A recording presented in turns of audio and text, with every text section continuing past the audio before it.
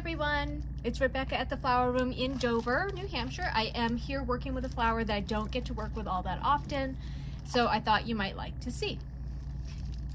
Anybody have a good guess as to what these are? No? Yes? Anyway, these are gardenias.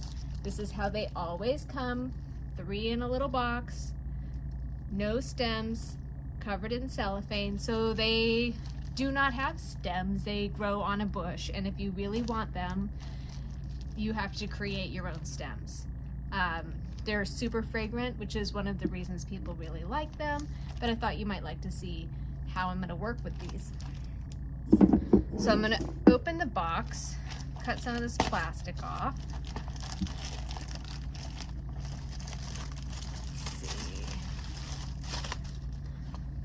So I can expose them and you can see.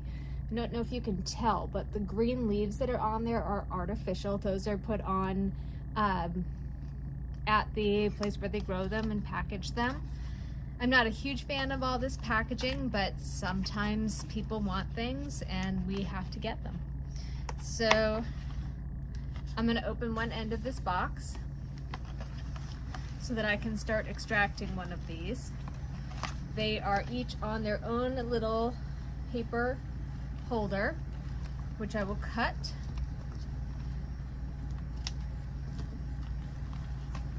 And this is what you get.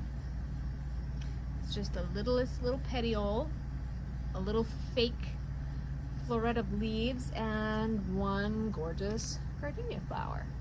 So if you really want them, they are available, but yeah. So these are actually going into a casket cover for somebody who really loved gardenias, so I was very happy to get them. They are on the pricey side. Each one of these is worth $35. So I have 5 boxes with 3 in them each back there, so you can just kind of do the math there. It is not a cheap endeavor, but if you really want it, we'll do it. So what I'm going to do is I'm going to take this and I'm going to kind of feel for where the harder, sturdier part of that stem is, and I'm going to take a piece of wire. I'm using a 24 gauge wire, and I'm going to pierce crossways, come out the other side, a little less than halfway, and then I'm going to fold those 2 down. Now, so that this doesn't kind of flop around, I'm going to go the other way with a piece of wire too. The important thing to remember is that you want that wire to not be exactly across from the first wire so that you don't end up making a weak spot in the stem and having the whole thing break on you. Now that I've got a nice stable wired piece, I'm going to add a wooden stem.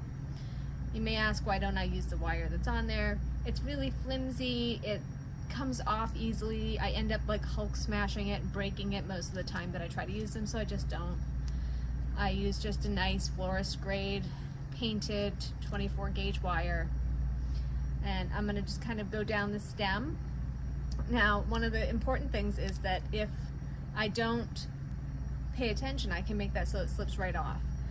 I need to go around that stem one way, and then when I get close to the bottom, I'm going to take those wires and reverse and come up, and that's just going to kind of grab onto that wooden stem, make it so it doesn't come right off, because the last thing you want is for a $35 flower to go flopping onto the floor and get smashed.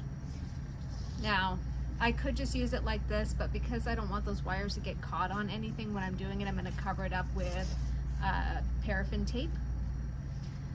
It is sticky only when it sticks to itself. Your hands kind of warm up the wax that's on there and allow it to be just a little bit tacky.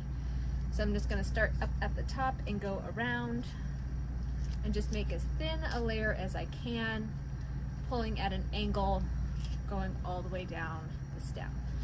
You would also want to make sure that you cover these wooden stakes if you were for some reason using these in fresh water, because the dye that is in those wooden stems is really green, and your water will have like a blue-green tint within about 15 minutes. So there's your lesson on gardenias for the day. Bye.